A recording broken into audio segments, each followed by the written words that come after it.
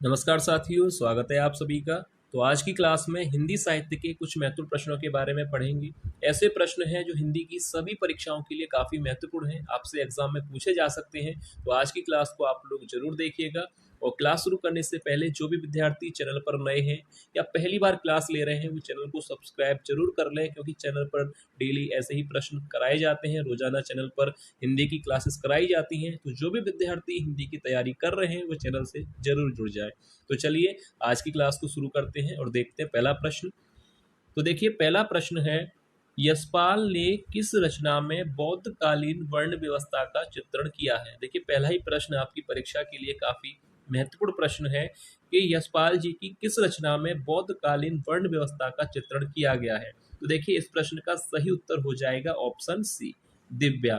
ठीक है, अगर आपसे पूछा जाए कि यशपाल जी की कौन सी रचना है जिसमें बौद्ध कालीन परिवेश का वर्णन किया गया है, तो राइट आंसर हो जाएगा दिव्या। इनकी रचना है यशपाल जी की, इसमें इन्होंने बौद्ध कालीन वर्ण व्यवस्था को चित्रित किया है। अब इसके बाद देखिए नेक्स्ट क्वेश्चन देखते हैं।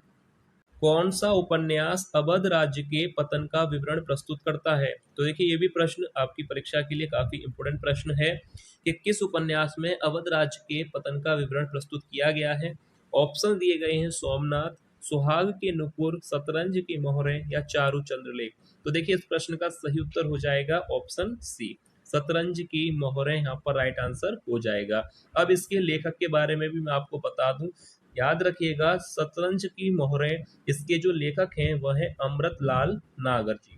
ठीक है, याद रखिएगा शतरंज की मोहरें के जो लेखक हैं वह है अमृतलाल नागर। और एक रचना है शतरंज के खिलाड़ी, इसके लेखक है मुंशी प्रेमचंद। तो आप कंफ्यूज ना होना कि शतरंज की मोहरें अमृतलाल नागर जी का है और शतरंज के खिलाड़ी मुंशी प्रेमचंद जी द्वारा लिखा गया है। तो यहाँ पर राइट आंसर हो जाएगा शतरंज की मोहरें, जिसमें अवध राज्य के पतन का विवरण प्रस्तुत किया गया है। अब इसके बाद देखिए नेक्स्ट क्वेश्चन देखते हैं। परमात्मा की छाया आत्मा में पड़ने लगती है और आत्मा की छाया परमात्मा में, यही छायावाद है।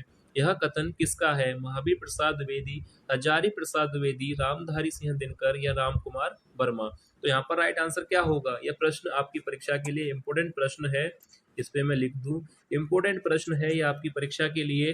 तो यहाँ पर राइट आंसर इस प्रश्न का क्या होगा, option D, doctor Ram Kumar Verma. यहाँ पर ऑप्शन डी सही हो जाएगा कि परमात्मा की छाया आत्मा में पड़ने लगती है और आत्मा की छाया परमात्मा में, यही छायावाद है। यह कथन किसका है, डॉक्टर राम कुमार वर्मा जी का।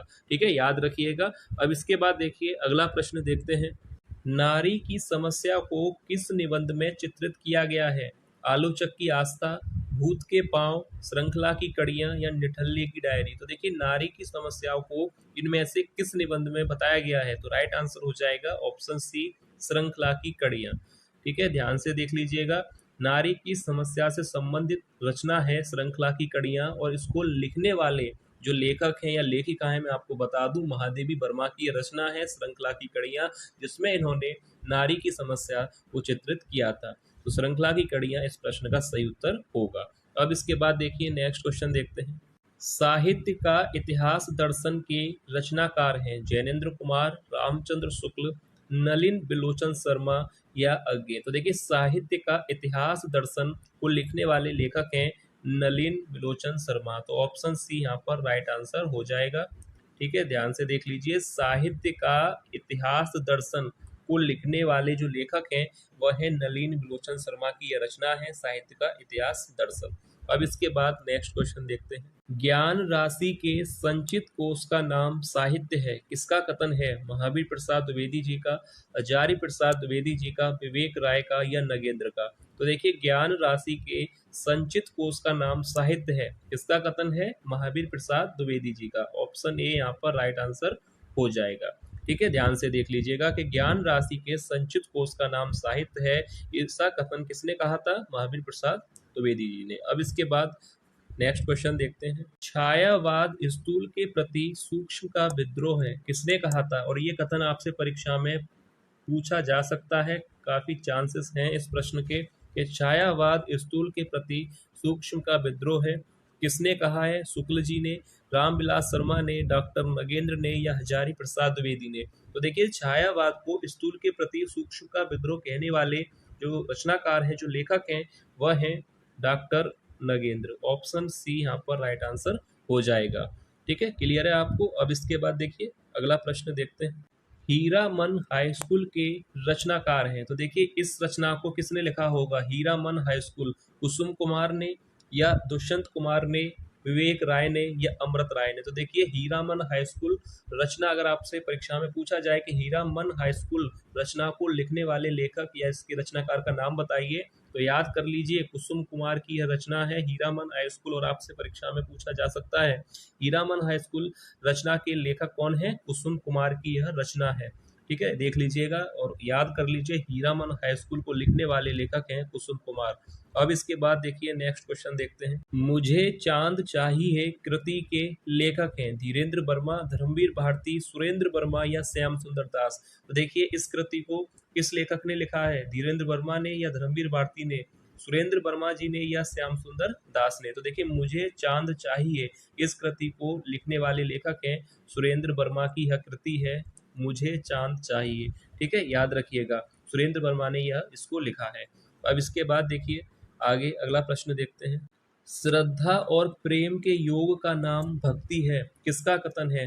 वेरी इंपॉर्टेंट प्रश्न है ये आपकी परीक्षा के लिए कि श्रद्धा और प्रेम के योग का नाम भक्ति है, किसका कथन है। शुक्ल जी का, जैनेन्द्र कुमार, डॉक्टर नगेंद्र, या अज्ञे। तो देखिए इस कथन को किसने कहा है, तो यहाँ पर राइट आंसर हो जाएगा आचार्य रामचंद्र शुक्ल जी का यह कथन है कि श्रद्धा और प्रेम के योग का नाम ही भक्ति है। तो यहाँ पर ऑप्शन पहला ही सही हो जाएगा। अब इसके बाद आगे यहाँ पर प्रश्न दिया गया है। अग्नि बीज के रचनाकार हैं शिव प्रसाद, जैनेन्द्र कुमार, नगेंद्र, या मार्कंडेय। तो देखिए ये भी प्रश्न आपकी परीक्षा के लिए इंपॉर्टेंट प्रश्न है, और ऐसे ही प्रश्न आपको चैनल पर कराए जाते हैं जो परीक्षा में आने के चांसेस रखते हैं। तो अग्नि बीज के लेखक कौन है। शिव प्रसाद, जैनेन्द्र कुमार, नगेंद्र, या मार्कंडेय। तो देखिए यहाँ पर ऑप्शन डी सही हो जाएगा। याद रखिएगा अग्नि बीज को किसने लिखा है, मार्कंडेय की यह रचना है अग्नि बीज। अब इसके बाद अगला प्रश्न देखते हैं। कवि सम्राट की उपाधि किसको मिली है। सिया राम शरण गुप्त जी को, हजारी प्रसाद द्विवेदी जी को, या अयोध्या सिंह उपाध्याय हरिऔध को, या भारतेंदु हरिश्चंद्र जी को। तो देखिए कवि सम्राट किसे कहा जाता है, तो यहाँ पर सरल प्रश्न है और काफी महत्वपूर्ण भी है। अयोध्या सिंह उपाध्याय हरिऔध जी को। तो यहाँ पर ऑप्शन सी राइट आंसर हो जाएगा। और कवि सम्राट इनको कहा जाता है। उपन्यास सम्राट किसको कहा जाता है, मुंशी प्रेमचंद जी को। और एकांकी सम्राट किसको कहा जाता है, राम कुमार वर्मा जी को। ठीक है, याद रखिएगा। आपसे पूछा जा सकता है कि उपन्यास सम्राट किसको कहा जाता है, कथा सम्राट किसको कहा जाता है, या एकांकी सम्राट किसको कहा जाता है। तो याद रखिएगा कथा और उपन्यास सम्राट मुंशी प्रेमचंद जी को कहा जाता है, और एकांकी सम्राट राम कुमार वर्मा जी को। ठीक है, क्लियर है आपको। अब इसके बाद नेक्स्ट क्वेश्चन देखते हैं। मुक्त करो नारी को मानव पंक्ति किस रचना की है। मुक्त करो नारी को मानव, ये भी इंपॉर्टेंट प्रश्न है परीक्षा के लिए कि मुक्त करो नारी को मानव पंक्ति किस रचना की है। पंचवटी, युगांत, गुंजन, या युगवाणी। तो देखिए यहाँ पर राइट आंसर हो जाएगा ऑप्शन डी युगवाणी, युगवाणी या युगवाणी। और इसके जो लेखक हैं वो भी मैं आपको बता दूं पंत जी हैं, यानी सुमित्रा नंदन पंत की यह रचना है युगवाणी। और यह पंक्ति इसी रचना से ली गई है, मुक्त करो नारी को मानव। तो यहाँ पर राइट आंसर हो जाएगा ऑप्शन डी। अब इसके बाद देखिए अगला प्रश्न देखते हैं। एक फूल की चाह कविता के लेखक हैं नंद दुलारे वाजपेयी, रामधारी सिंह दिनकर, सिया राम शरण गुप्त, या अज्ञे। तो देखिए एक फूल की चाह कविता को किसने लिखा है, नंद दुलारे वाजपेयी जी ने, या दिनकर जी ने, सिया राम शरण गुप्त जी ने, या अज्ञे ने। तो देखिए एक फूल की चाह इस रचना को, इस कविता को लिखने वाले जो लेखक हैं वह है सिया राम शरण गुप्त। ऑप्शन सी यहाँ पर राइट आंसर हो जाएगा। ध्यान से देख लीजिएगा, एक फूल की चाह कविता के लेखक हैं सिया राम शरण गुप्त जी। अब इसके बाद नेक्स्ट क्वेश्चन देखते हैं।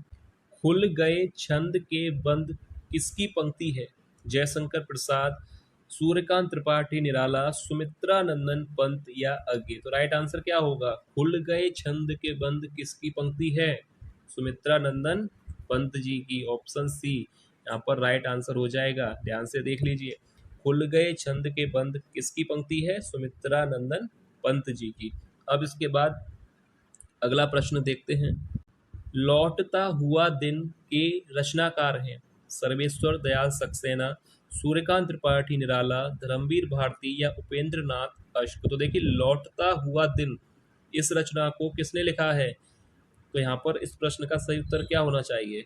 सर्वेश्वर दयाल सक्सेना या सूर्यकांत त्रिपाठी निराला। तो देखिए ये दोनों ही ऑप्शन यहाँ पर गलत हैं। लौटता हुआ दिन के जो लेखक हैं वह हैं Upendra Nath ask. Option D यहाँ पर सही आंसर हो जाएगा। ठीक है, उपेंद्र नाथ अस्क की यह रचना है लौटता हुआ दिन। यहाँ तक आपको क्लियर है? और फिर भी अगर आपको किसी भी प्रश्न पर कोई भी डाउट लगता है तो आप लोग कमेंट में पूछ सकते हैं। अब इसके बाद नेक्स्ट क्वेश्चन देखते हैं। एक तारे की आंख नाटक के रचनाकार हैं सुरेंद्र वर्मा, मणि मधुकर, अमृत राय या मुद्राक्षर। तो देखिए एक तारे की आंख जो कि नाटक है, इसको लिखने वाले जो लेखक हैं वह कौन है? मणि मधुकर हैं। ऑप्शन बी यहाँ पर राइट आंसर होगा। ध्यान से देख लीजिए, एक तारे की आंख नाटक को लिखने वाले जो रचनाकार हैं वह है मणि मधुकर। अब इसके बाद नेक्स्ट क्वेश्चन देखते हैं। आवा तरुवर पंच बिडाल के लेखक हैं। तो देखिए ये भी प्रश्न इंपोर्टेंट प्रश्न है, महत्वपूर्ण प्रश्न है आपकी परीक्षा के लिए कि आवा तरुवर पंच बिडाल के लेखक कौन है। तो देखिए मैं यहाँ पर सीधा आपको आंसर बता दूं। इस प्रश्न का जो आंसर होगा ऑप्शन डी लुइपा। ठीक है, ध्यान से देख लीजिए, आवा तरुवर पंच बिडाल के जो लेखक हैं वह हैं लुइपा। ध्यान से देख लीजिएगा। अब इसके बाद अगला प्रश्न देखते हैं। श्री संप्रदाय के प्रवर्तक कौन है? चार ऑप्शन आपको दिए गए हैं, तो यहाँ पर राइट आंसर क्या होगा? श्री संप्रदाय के प्रवर्तक इनमें से कौन है? तो याद रखिएगा, श्री संप्रदाय के प्रवर्तक ऑप्शन पहला ही सही हो जाएगा। ठीक है, पहला ही यहाँ पर राइट आंसर होगा। श्री संप्रदाय के प्रवर्तक हैं रामानुजाचार्य। ठीक है ना, ऑप्शन बी सी डी ये तीनों ही गलत हैं। श्री संप्रदाय के प्रवर्तक हैं रामानुजाचार्य। ठीक है, अब इसके बाद देखिए अगला प्रश्न देख, रामावत संप्रदाय के प्रवर्तक कौन है? तो यहाँ पर राइट आंसर मैं आपको बता दूं, रामावत संप्रदाय। अभी आपने पढ़ा था श्री संप्रदाय, अब इसके बाद है कि रामावत संप्रदाय के प्रवर्तक कौन है। तो यहाँ पर ऑप्शन डी देख रहे हैं आप, रामानंद जी, यहाँ पर राइट आंसर हो जाएगा। ठीक है, रामावत संप्रदाय के प्रवर्तक कौन है? रामानंद। तो यहाँ पर ऑप्शन डी सही होगा। अब इसके बाद आगे यहाँ पर प्रश्न दिया गया है, रस रहस्य कृति के लेखक हैं। तो आपको बताना है कि रस रहस्य रचना को किस लेखक ने लिखा है? भिखारी दास, कुलपति मिश्र, मतिराम या चिंतामणि। तो देखिए यहाँ पर इस प्रश्न का राइट आंसर हो जाएगा, रस रहस्य कृति को लिखने वाले लेखक हैं कुलपति मिश्र की यह रचना है। ऑप्शन बी यहाँ पर राइट आंसर हो जाएगा। अब आगे यहाँ पर प्रश्न देखते हैं, रस सारांश कृति के लेखक हैं। तो देखिए पिछला प्रश्न आपने देखा था कि रस रहस्य के लेखक तो कुलपति मिश्र वहां पर राइट आंसर था। अब यहाँ पर प्रश्न है कि रस सारांश कृति को किसने लिखा है? भिखारी दास ने, कुलपति मिश्र ने, मतिराम ने या चिंतामणि। तो राइट आंसर हो जाएगा भिखारी दास। रस सारांश को लिखने वाले लेखक हैं भिखारी दास। याद रखिएगा, रस रहस्य कुलपति मिश्र, रस सारांश भिखारी दास। अब इसके बाद नेक्स्ट क्वेश्चन देखते हैं। कवि कुल कल्पतरु कृति के लेखक हैं भिखारी दास, कुलपति मिश्र, मतिराम या चिंतामणि। तो देखिए इस कृति को किसने लिखा है? तो राइट आंसर क्या होना चाहिए? तो देखिए कुलपति मिश्र रस रहस्य के लेखक थे, भिखारी दास रस सारांश के लेखक थे। तो कवि कुल कल्पतरु के यहाँ पर लेखक कौन है? मतिराम या चिंतामणि। तो देखिए राइट आंसर यहाँ पर हो जाएगा ऑप्शन डी चिंतामणि। ठीक है, यहाँ पर ऑप्शन डी राइट आंसर होगा। अब इसके बाद देखिए नेक्स्ट क्वेश्चन देखते हैं। ललित ललाम कृति के लेखक हैं भिखारी दास, कुलपति मिश्र, मतिराम या चिंतामणि। तो राइट आंसर क्या होगा? ललित ललाम कृति को किस लेखक ने लिखा है? ऑप्शन सी राइट हो जाएगा, मतिराम। ठीक है, याद रखिएगा, यहाँ पर राइट आंसर ऑप्शन सी होगा। अब इसके बाद देखिए अगला प्रश्न देखते हैं। वापसी कहानी में किस पात्र की वापसी का जिक्र है? तो देखिए आपने पढ़ा होगा वापसी कहानी में किस पात्र की वापसी का जिक्र है। तो ऑप्शन दिए गए हैं गणेश जी, अमर, नरेंद्र या गजाधर बाबू। तो राइट आंसर क्या होगा? वापसी जो कहानी है इसमें किस पात्र की वापसी का जिक्र हुआ था? ऑप्शन डी सही हो जाएगा, गजाधर बाबू। ठीक है, याद रखिएगा, वापसी कहानी को एक बार आप चाहें तो पढ़ सकते हैं, पात्रों के नाम आप देख लीजिएगा। तो वापसी कहानी में किस पात्र की वापसी का जिक्र है? गजाधर बाबू की। ये प्रश्न आपसे परीक्षा में जो है पूछा जा सकता है, तो आप लोग एक बार इसका आंसर ढंग से याद कर लीजिएगा कि वापसी कहानी में किस पात्र की वापसी का जिक्र हुआ था, गजाधर बाबू। ऑप्शन डी राइट आंसर हो जाएगा। तो ये था आज की क्लास का अंतिम प्रश्न। उम्मीद है आपको क्लास पसंद आई होगी, आज के प्रश्न आपको पसंद आए होंगे। क्लास अगर आपको पसंद आई है तो इस वीडियो को लाइक जरूर कीजिएगा और शेयर जरूर कीजिएगा, ताकि और भी विद्यार्थियों तक ये क्लास जो है ये वीडियो पहुंच सके और वो नए भी अपनी तैयारी करने में मदद मिल सके। तो चलिए मिलते हैं नेक्स्ट क्लास में ऐसे और महत्वपूर्ण प्रश्नों के साथ। तब तक के लिए धन्यवाद।